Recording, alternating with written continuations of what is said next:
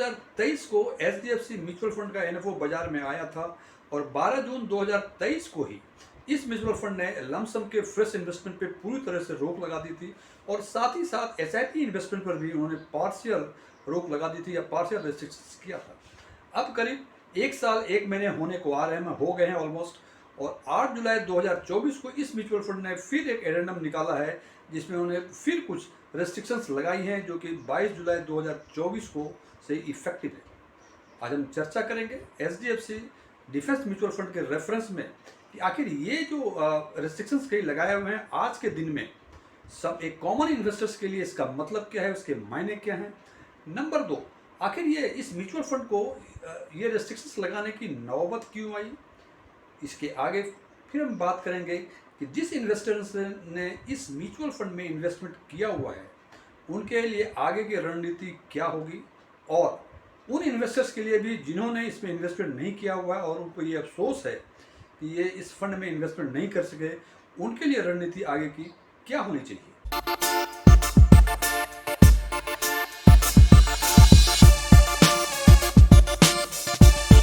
जैसा कि हमने पहले चर्चा की हुई है कि एचडीएफसी डिफेंस फंड ने 8 जुलाई 2024 को एक और एडेंडम निकाला है और इस एडेंडम के अनुसार 22 जुलाई 2024 से इसमें कोई भी फ्रेश रजिस्ट्रेशन एसआईपी का नहीं होगा।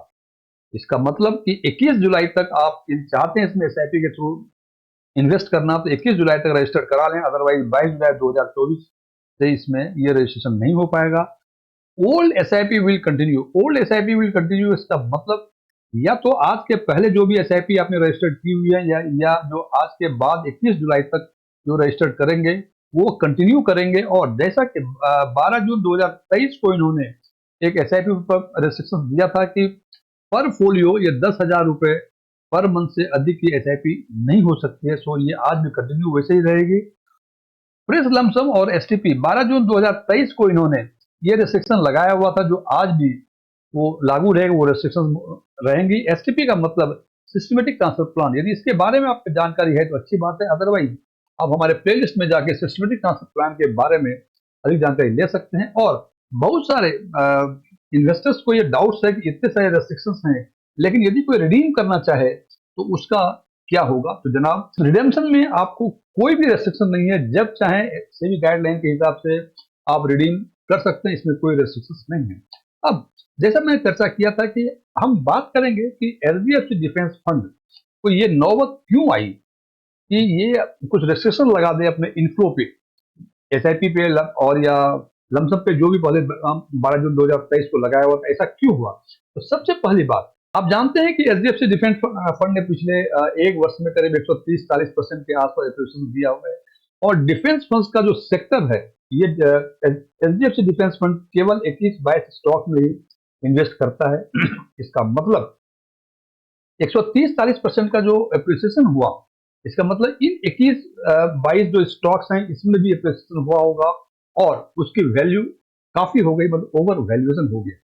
जनाब, ओवर वैल्यूएशन होना कोई बड़ी बात नहीं, लेकिन टेक्निकली इट्स कॉल्ड कि प्राइस अर्निंग रेशियो इसकी काफी अधिक बढ़ गई। इनको कंपेयर करेंगे, इसलिए मैंने प्राइस अर्निंग रेशियो की बातें की। तो ओवर वैल्यूएशन का मतलब क्या, किस तरह से समझें इसको। तो जितने 21-22 स्टॉक्स हैं जो जिनमें एचडीएफसी डिफेंस फंड इन्वेस्ट करता है, उसकी प्राइस रेशियो जो है, प्राइस अर्निंग रेशियो जो है काफी अधिक हो गई। प्राइस अर्निंग रेशियो का सीधा मतलब जितना वो स्टॉक अर्न कर रहा है उससे कितने गुना उसकी करंट प्राइस चल रही है। और कहते हैं कि पिछले एक वर्षों में या एक साल एक महीनों में ये काफी अधिक बढ़ गई। यदि इसकी तुलना करें हम एचडीएफसी डिफेंस फंड के जो टॉप 3 स्टॉक्स हैं जिसमें इन्होंने इन्वेस्ट किया हुआ है, वो है HAL, Hindustan aeronautics limited, Bharat electronics और प्रीमियर एक्सप्लोसिव। ये टॉप 3 स्टॉक्स हैं जिसमें कि एचडीएफसी डिफेंस फंड का करीब 49% के आसपास इन्वेस्टमेंट है। एचएएल का 21.2%, भारत इलेक्ट्रॉनिक्स का 19.80% और प्रीमियर एक्सप्लोसिव का 8.09%। सॉरी। अब यदि एक इंडिविजुअल स्टॉक्स का हम यदि प्राइस अर्निंग रेशियो देखें तो हम देखते हैं कि एचएएल का 49.80%, भारत इलेक्ट्रॉनिक्स का 61.80% और प्रीमियर एक्सप्लोसिव का 135। इसका मतलब, इसको ट्रांसलेट करें सिंपल शब्दों में, इसका मतलब यदि एचएएल का स्टॉक ₹1 डिविडेंड देता है उसकी करंट प्राइस आज के दिन में 49 रुपए 80 पैसे है। इसका मतलब जितना वो अर्निंग दे रहा है उसके करीब 50 गुना अधिक इनकी करंट मार्केट प्राइस है। प्रीमियर एक्सप्लोसिव की यदि बातें करें, यदि प्रीमियर एक्सप्लोसिव 1 रुपए का डिविडेंड एक शेयर पर देता है तो इसकी प्राइस 135 रुपए। इसका मतलब साफ शब्दों में कि जो भी ये जितना भी इसकी अर्निंग हो रही है उससे 135 गुना इसके करंट मार्केट प्राइस है। जनाब, it's appears to be very high. हालांकि ये इतना भी हाई नहीं है जितना हमको लग रहा है, क्योंकि हर इंडस्ट्री का प्राइस अर्निंग रेशियो अलग अलग होता है। और यदि डिफेंस सेक्टर के प्राइस अर्निंग रेशियो की यदि बातें करें तो ये करीब 47.17%, 47.17 है। इसका मतलब अब देखें कि 21-22 स्टॉक्स में टॉप 3 स्टॉक्स एचडीएफसी फंड ने इन तीनों स्टॉक्स में लगाए हुए हैं 49-50% के आसपास, और इनका जो पी रेशियो है, प्राइस अर्निंग रेशियो है, इनके एवरेज से काफी अधिक है। जैसे एचएएल का 49 करीब 2.5% 2.5 के आसपास अधिक है, ये करीब 15-17 के आसपास अधिक है, और प्रीमियर एक्सप्लोसिव 135।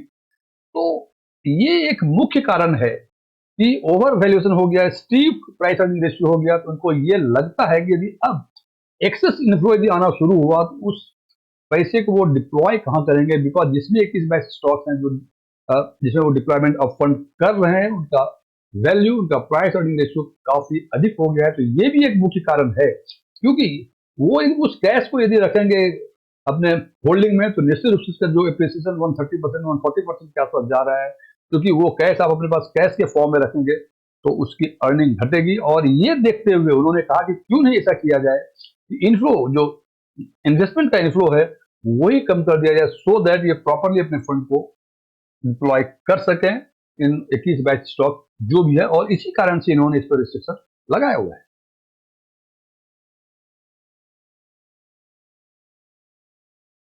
हम चर्चा करेंगे दो और बिंदुओं पे, जिसकी चर्चा हमने पहले की हुई है, कि जिस इन्वेस्टर्स का इन्वेस्टमेंट इस फंड में है उनको क्या करना चाहिए, और वो इन्वेस्टर जो इस फंड में इन्वेस्ट नहीं कर सके और उनको लगता है कि वो मौका चूक गए हैं, उनको क्या करना चाहिए। लेकिन इन दोनों बिंदुओं पे बात करने के पहले हम इस बात पर चर्चा करेंगे कि आखिर हमें डिफेंस सेक्टर या डिफेंस एचडीएफसी डिफेंस फंड में हमें इन्वेस्ट क्यों करना चाहिए। तो सबसे पहला कारण जो इसका है यह है कि आज के दिन में इंडिया जो है, it is the 4th largest spender in the defence sector. जनाब, हिंदुस्तान में दुनिया के सारे देशों में से चौथा सबसे बड़ा देश है जो कि सबसे अधिक इन्वेस्टमेंट डिफेंस सेक्टर में करते हैं। तो निश्चित रूप से जब ये इन्वेस्टमेंट करेंगे, स्कोप तो इसके पर्सपेक्टिव तो काफी बेहतर दिख रहा है।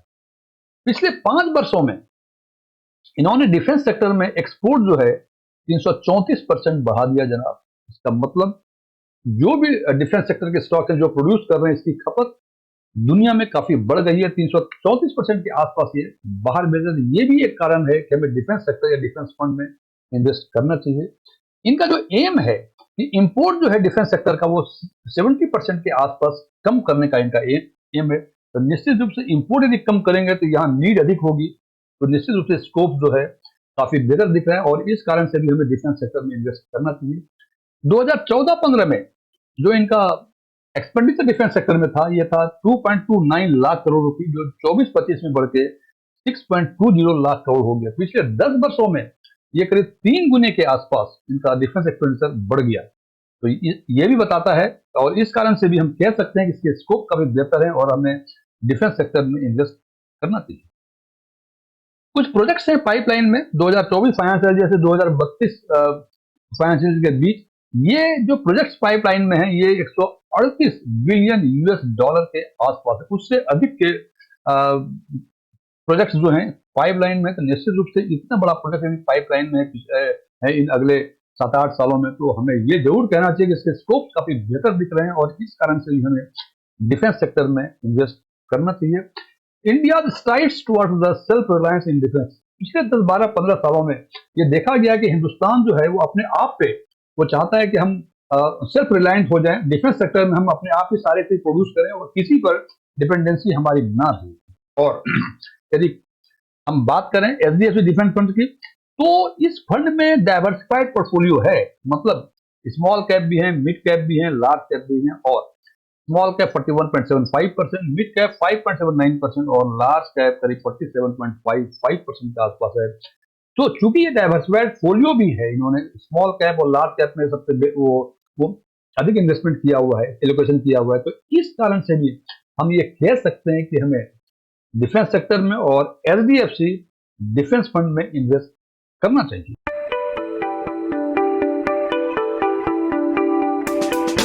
ये तो कारण हुए कि हमें डिफेंस सेक्टर में या एचडीएफसी डिफेंस फंड में क्यों करना चाहिए इन्वेस्ट करना, लेकिन इसके साथ यदि एक और कारण है, यदि हम इसका पिछले एक साल का परफॉर्मेंस देखें तो हम देखते हैं कि एक महीने में इनका 13.04% परफॉर्मेंस दिया है, 3 महीने में 38.35, 6 महीने में 56.4% और 1 ईयर में अराउंड 130% के आसपास इन्होंने रिटर्न दिया है। अब ये रिटर्न देखने में काफी बेहतर लगता है, लेकिन इसको यदि हम थोड़ा सा एनालाइज करें, हम देखते हैं कि एक महीने में 13% और 3 महीने में 38%, तो करीब करीब ये एवरेज ठीक है। इसका मतलब 1 से 3 महीने के बीच, पिछले एक महीने से 3 महीने के बीच जो ये यूनिफॉर्म ग्रोथ दे रहा है, 13% एक महीने में और 3 महीने में 39%। अब यदि देखें 3 से 6 मंथ में, तो हम देखते हैं कि 3 महीने में 38% और 6 महीने में 56.4%। यदि इसको हम बेंचमार्क माने तो पिछले 6 महीने में ये 76-77% के आसपास होना चाहिए, जबकि 56.4% ही 6 महीने का रिटर्न है। इसका मतलब 3 से 6 महीने के बीच जो पीरियड था, इसमें इन्होंने यूनिफॉर्म परफॉर्मेंस नहीं दिया है, इन्होंने थोड़ा सा खराब परफॉर्म किया है। पिछले 3 महीने काफी बेहतर है, लेकिन 6 से 3 महीने के बीच इनका परफॉर्मेंस बेहतर नहीं है। अब यदि 6 से 1 साल के परफॉर्मेंस की बातें करें, हम देखते हैं कि 6 महीने 56% और 1 ईयर में 130%। यदि इसको दुगुना करें तो इट कम्स टू अराउंड 113%, जबकि उन्होंने दिया 130%। इसका मतलब, इसको ट्रांसलेट करें सिंपल शब्दों में, इसका मतलब कि 6 महीने से 1 साल के बीच जो पीरियड था, इसमें उन्होंने काफी बेहतर परफॉर्मेंस दिया है। इसका मतलब कि 1 से 3 महीने में यूनिफॉर्म, 6 से 1 साल के बीच काफी बेहतर, लेकिन 3 से 6 महीने के बीच का जो पीरियड था, इसमें थोड़ा सा एवरेज परफॉर्मेंस है, थोड़ा सा कम दिया था। लेकिन इसको किसी भी तरह से देखें, यदि 3 महीने का 38% या 6 महीने का 56% मान के भी चलें, it comes to around 113% for 1 year और 113% भी 1 साल का यदि है, हम ये विपरीत परिस्थिति मान रहे हैं, तो हम कह सकते हैं कि ये काफी बेहतर रिटर्न है। अब यदि हम चर्चा करें, जो इन्वेस्टर ऑलरेडी इन्वेस्टेड हैं इसमें, उनको क्या करना चाहिए, क्योंकि मैंने जैसे बताया कि इसकी वैल्यूएशन, इसकी पी रेशियो हो गया तो लोग को उम्मीद हो सकती है कि ये शायद मार्केट गिरे या इसका एनएवी कम हो, डिप्रिशिएट करे, या उतना परफॉर्मेंस ना आता जितना परफॉर्मेंस एक साल में दिया, ऐसा हो सकता है। लेकिन ये जो सामने स्लाइड्स पे दिख रहे हैं, इतने कारण डिफेंस सेक्टर में इन्वेस्ट करने के लिए, और एक ही कारण है कि इसमें इन्वेस्ट नहीं करना चाहिए, वो है स्टीप पी रेशियो। तो जनाब, हमें लगता है कि जैसे एक साल में हमने 130% के आसपास देखा, मान लीजिए स्टीप पी रेशियो है, यदि मार्केट स्टेबलाइज होता है तो 130% से कितना आ जाएगा, 80%, 90%, 70% आ जाएगा। और जनाब, यदि 70% भी एक साल का एप्रिसिएशन होता है, it's a very good return. Because हमें चिंता इस बात की होती है कि दूसरे फंड का परफॉर्मेंस कैसा है, उसके हिसाब से इस फंड का परफॉर्मेंस हम जज करते हैं। लेकिन जनाब 70%, 80%, 90% के आसपास यदि एक साल का आता है return average, it's a very good return. आप इसमें बने रह सकते हैं। अब बात हुई उनकी जिन्होंने इन्वेस्ट नहीं किया है, जनाब, उनके लिए मेरे विचार से मेरा ये ओपिनियन है कि चूंकि लमसम इन्वेस्टमेंट तो परमिटेड है ही नहीं, अब तो एसआईपी ही आप कर सकते हैं।